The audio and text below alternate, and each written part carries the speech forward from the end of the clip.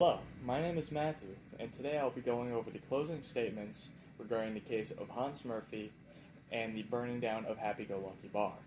Although the specifics of this case have already been established, I believe it's necessary to go over arson as a whole before we end this trial.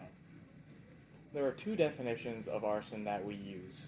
The common law one, which states that arson is the malicious burning of a dwelling house of another. But this definition in the U.S. has largely been overshadowed and replaced by the federal one, which we will establish shortly. So, a dwelling, however, to be clear, is a place that is regularly used for sleep. So, this can be a house, a tent, just anything used to sleep in. While the federal definition states that arson is any willful or malicious burning or attempted burnings, with or without the intention to defraud, of a dwelling house, public building, motor vehicle or aircraft, personal property of another, etc., etc. So, the main thing that we look in for arson is the intention. So, the person needs the intention of malice, which in this case for arson means the defendant has created an obvious fire hazard. The reason we need this intention is because many accidental fires happen, and that's sometimes just life, such as campfires being not put out right, or ovens being left on, which can cause a fire and chain reaction, and then boom, the house is on fire. So, to continue, the way the fire started doesn't matter.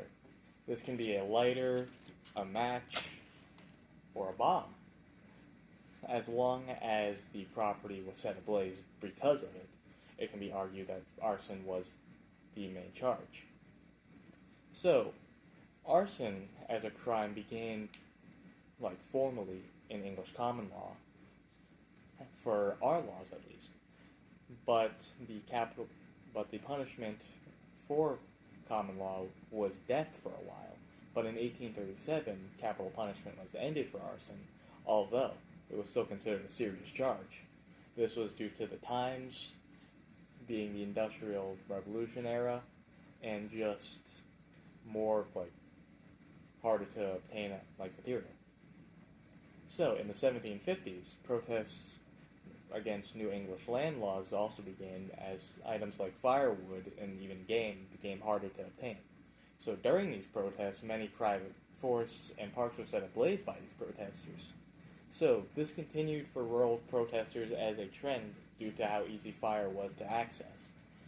So the creation of Lucifer's matches, such as these, also helped fuel the fires of the swing rides in 1830.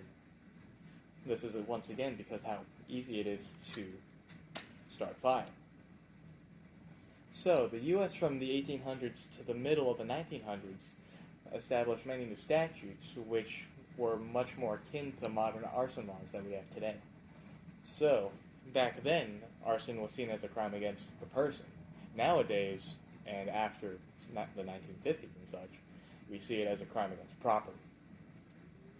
So, there are many reasons why arson is considered a crime. The main reason, however, is the damages that can occur from it. This can be the property being destroyed, the potential forest fires, and even fire spreading from one home or building to another, which can cause massive chain reaction and cost the governments and many families millions to even billions of dollars. So, there's also the chance that somebody's caught in the crossfire, no pun intended, and then dying as a result. This is especially heinous due to the manner of death that fire can cause and its brutality. During these cases, the charges are increased to be cases of aggravated arson. It's also common for arson to be used to cover up other crimes, such as murder, due to the thought that it erases most evidence, even though that is the contrary. So, we do have multiple punishments for arson, however, such as in the Arizona Revised Statutes 13-1703. Both structure arson and property arson is considered a Class 4 felony and can be sentenced at least 18 months. This also depends on the property value, however, so anything above $1,000 can be considered a Class 4, but if it's anywhere from 100 to just below 1,000, it's considered a Class 5. And it goes down even further if the property is worth less than $100 and it's only considered a Class 1 misdemeanor. However, if there's people inside the structure during that arson, it's considered a Class 2 felony, which, stated by the Arizona Revised Statutes 13-1704, it can be anywhere from 4 years in prison and up. This is due to a life being involved, which can really just be a cause for murder. And this doesn't even have to be from the building that they set on fire. It can be from an adjacent building. So for these cases in particular, it just definitely depends if they're a repeat offender. Such as if they have no prior charges, it can be anywhere from let off to probation to 3 to 12.5 years in prison. If they have one charge, it can be anywhere from 4.5 to 23 years in prison.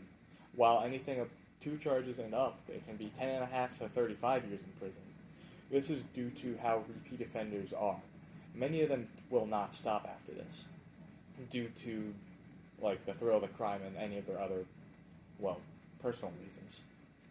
So, to end with, due to Mr. Murphy's charges of burning down an occupied bar with his intentions being clear after the findings of his plans on how he would burn down the bar were found, as well as all the other evidence that we discussed in the case thus far, we can say that beyond a reasonable doubt that Mr. Murphy should be found guilty of arson, specifically Class 2 arson, and aggravated counts due to it being an occupied building.